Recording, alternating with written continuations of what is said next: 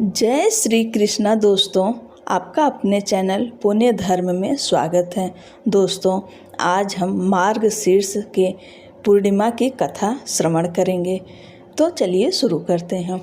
सत्य को नारायण के रूप में पूजना ही सत्यनारायण की पूजा है। इसका दूसरा अर्थ यह है कि संसार में एकमात्र नारायण ही सत्य हैं, बाकी सब माया है। सत्य में ही सारा जगत समाया हुआ है। सत्य के सहारे ही शेष भगवान पृथ्वी को धारण करते हैं। श्री सत्यनारायण व्रत का वर्णन देवर्षि नारद जी के पूछने पर स्वयं भगवान विष्णु ने अपने मुख से वर्णन किया था। एक बार योगी नारद जी ने भ्रमण करते हुए मृत्युलोक के प्राणियों को अपने अपने कर्मों के अनुसार तरह तरह के दुखों से परेशान होते देखा। उससे उनका संत हृदय द्रवित हो उठा और वे वीणा बजाते हुए अपने परम आराध्य भगवान श्री हरि के शरण में हरि कीर्तन करते हुए क्षीर सागर पहुँच गए और स्तुति पूर्वक बोले, हे नाथ, यदि आप मेरे ऊपर प्रसन्न हैं तो मृत्युलोक के प्राणियों की व्यथा हरने वाला कोई छोटा सा उपाय बताने की कृपा करें। तब भगवान ने कहा, हे वत्स, तुमने विश्व कल्याण की भावना से बहुत सुंदर प्रश्न किया है, अतः तुम्हें साधुवाद है। आज मैं तुम्हें ऐसा व्रत बताता हूँ जो स्वर्ग में भी दुर्लभ है और महान पुण्यदायक है तथा मोह के बंधन को काट देने वाला, और वह है श्री सत्यनारायण व्रत। इसे विधि विधान से करने पर मनुष्य सांसारिक सुखों को भोग कर परलोक में मोक्ष प्राप्त कर लेता है।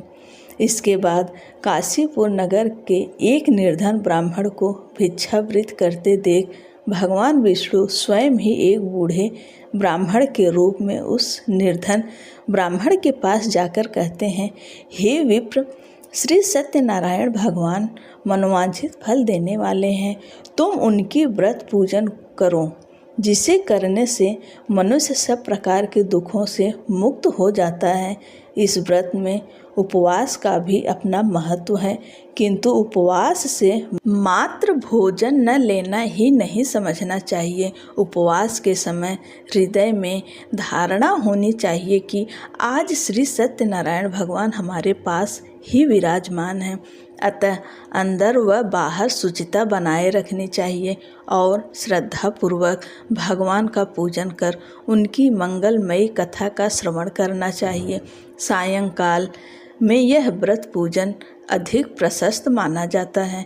श्री सत्यनारायण की कथा बताती है कि व्रत पूजन करने में मानव मात्र का समान अधिकार है, चाहे वह निर्धन, धनवान, राजा हो या व्यवसायी, ब्राह्मण हो या अन्य वर्ग, स्त्री हो या पुरुष। यही स्पष्ट करने के लिए इस कथा में निर्धन ब्राह्मण, गरीब लकड़हारा, राजा उल्कामुख, धनवान व्यवसायी, साधु वैश्य, उसकी पत्नी लीलावती, पुत्री कलावती, राजा तुंगध्वज एवं गोपगणों की कथा का समावेश किया गया है। कथा सार ग्रहण करने से यह निष्कर्ष निकलता है कि जिस किसी ने सत्य के प्रति श्रद्धा विश्वास किया है, उन सबके कार्य सिद्ध हो गए। जैसे लकड़हारा, गरीब ब्राह्मण, उल्कामुख, गोपगणों ने सुना कि यह व्रत सुख, सौभाग्य, संतति, संपत्ति सब कुछ देने वाला है, तो सुनते ही श्रद्धा, भक्ति तथा प्रेम के साथ सत्य व्रत का आचरण करने में लग गए और फल स्वरूप यह लौकिक सुख भोग कर परलोक में मोक्ष के अधिकारी हुए। साधु वैश्य ने भी यही प्रसंग राजा उल्कामुख से विधि विधान के साथ सुना, किंतु उसका विश्वास अधूरा था, श्रद्धा में कमी थी। वह कहता था कि संतान प्राप्ति पर सत्य व्रत पूजन करूँगा। समय बीतने पर उसके घर एक सुंदर कन्या ने जन्म लिया। उसकी श्रद्धालु पत्नी ने व्रत की याद दिलाई तो उसने कहा कि कन्या के विवाह के समय करेंगे। समय आने पर कन्या का विवाह भी हो गया, किंतु उस वैश्य ने व्रत नहीं किया। वह अपने दामाद को लेकर व्यापार के लिए चला गया। उसे चोरी के आरोप में राजा चंद्रकेतु द्वारा दामाद सहित कारागार में डाल दिया गया। पीछे घर में भी चोरी हो गई। पत्नी लीलावती व पुत्री कलावती भिक्षावृत्ति के लिए विवश हो गईं। एक दिन कलावती ने किसी विप्र के घर श्री सत्यनारायण का पूजन होते देखा और घर आकर माँ को बताया। तब माँ ने अगले दिन श्रद्धा से व्रत पूजन कर भगवान से पति और दामाद के शीघ्र वापस आने का वरदान मांगा। श्री हरि प्रसन्न हो गए और स्वप्न में राजा को दोनों बंदियों को छोड़ने का आदेश दिया। राजा ने उनका धन धान्य तथा प्रचुर द्रव्य देकर उन्हें विदा किया। घर आकर पूर्णिमा और संक्रांति को सत्यव्रत को जीवन पर्यंत आयोजन करता रहा। फलतः सांसारिक सुख भोग कर उसे मोक्ष प्राप्त हुआ। इसी प्रकार राजा तुंगध्वज ने वन में गोप गणों को श्री सत्यनारायण भगवान का पूजन करते देखा, किंतु प्रभुता के मद में चूर राजा न तो पूजा स्थल पर गया, न दूर से ही प्रणाम किया और न ही गोप गणों द्वारा दिया प्रसाद ग्रहण किया। परिणाम यह हुआ कि राजा के पुत्र, धन धान्य, अश्व गजादि सब नष्ट हो गए। राजा को अकस्मात यह आभास हुआ कि विपत्ति का कारण सत्यदेव भगवान का निरादर है। उसे बहुत पश्चाताप हुआ। वह तुरंत वन में गया, गोप गणों को बुलाकर काफ़ी समय लगाकर सत्यनारायण भगवान की पूजा की। फिर उसने उनसे ही प्रसाद ग्रहण किया तथा घर आ गया।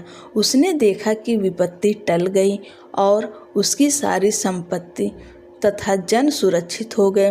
राजा प्रसन्नता से भर गया और सत्यव्रत के आचरण में निरत हो गया तथा अपना सर्वस्व भगवान को समर्पित कर दिया।